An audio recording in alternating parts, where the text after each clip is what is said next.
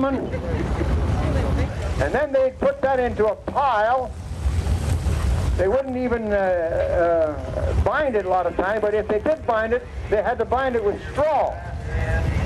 We have a twine on these, but the way they'd bind it with straw, they'd take a few strands of wheat, twist the head ends together, bring them around the bundle or the bunch, if you want to call it that, and twist it on the other end, and that's how they'd handle it.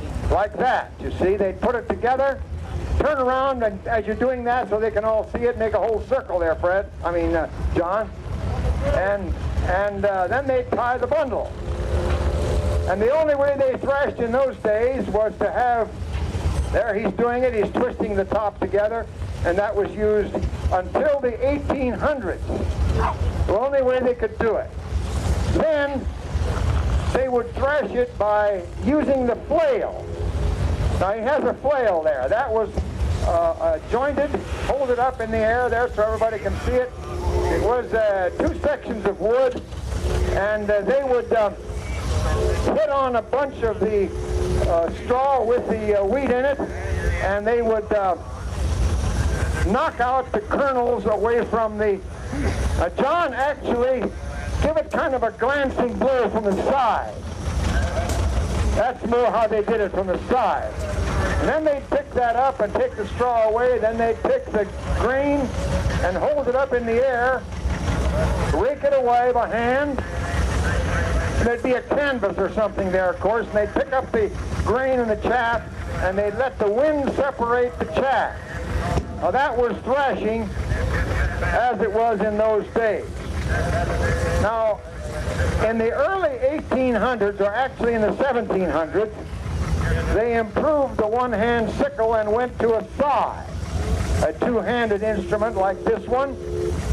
And then they would stand, and that crooked handle made it possible to kind of sweep that along the close to the ground or however high, like that. And then they'd have to handle it all by hand again. But a big advancement over using that one-handed sickle. Then in the 1800s, I think it was early 1800s, really doesn't matter when, the cradle came along. It was a scythe that had all the mechanism and added bits of wood there that he could swing the blade and cut and have a bunch of the wheat catched into that, then hold it up, hold your handle up higher now, and then kind of hold it like that, and then they could dump it. Still all hand work. Still all hand work. Now, having said that, the first so-called mechanical thresh machine was a hand crank device, which we don't have here. It was a hand crank device that had teeth on it like a cylinder in a thresh machine, and they then would feed through that and get the same sort of action, but they still had to have the wind separate the grain from the chaff. Then came the binders. We don't have a binder. We may tomorrow, but a binder was a development from the early Cyrus McCormick reaper. The first reaper was 1840 something. One horse pulled it.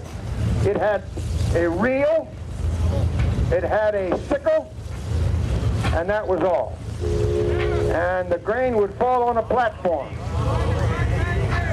We have a binder south of the engine here, and you can see that as your leisure when we finish here. It has a reel and a sickle, but the first one only had a reel and a sickle. And they would still have to use their rake.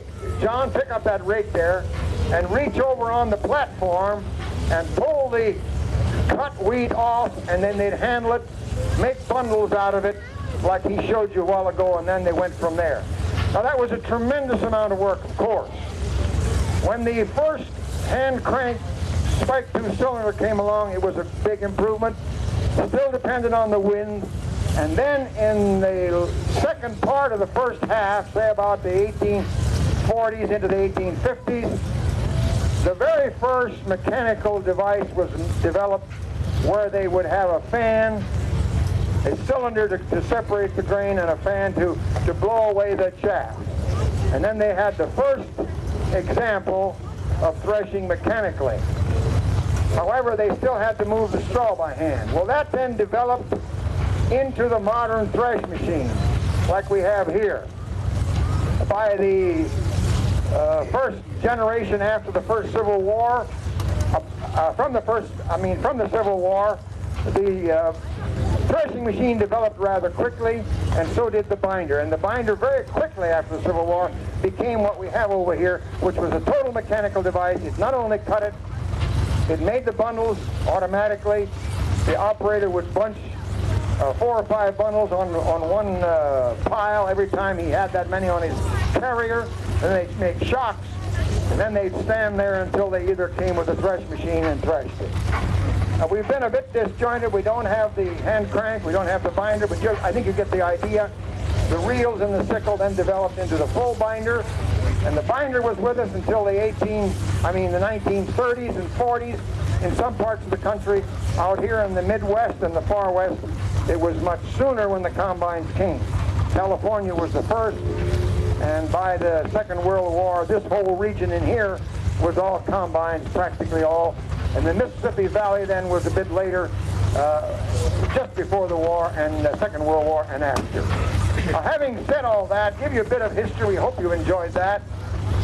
We'd like now to demonstrate what the threshing machines were like into this century, beginning in the 1880s and 90s, into this century, all through the 1920s and into the 1930s.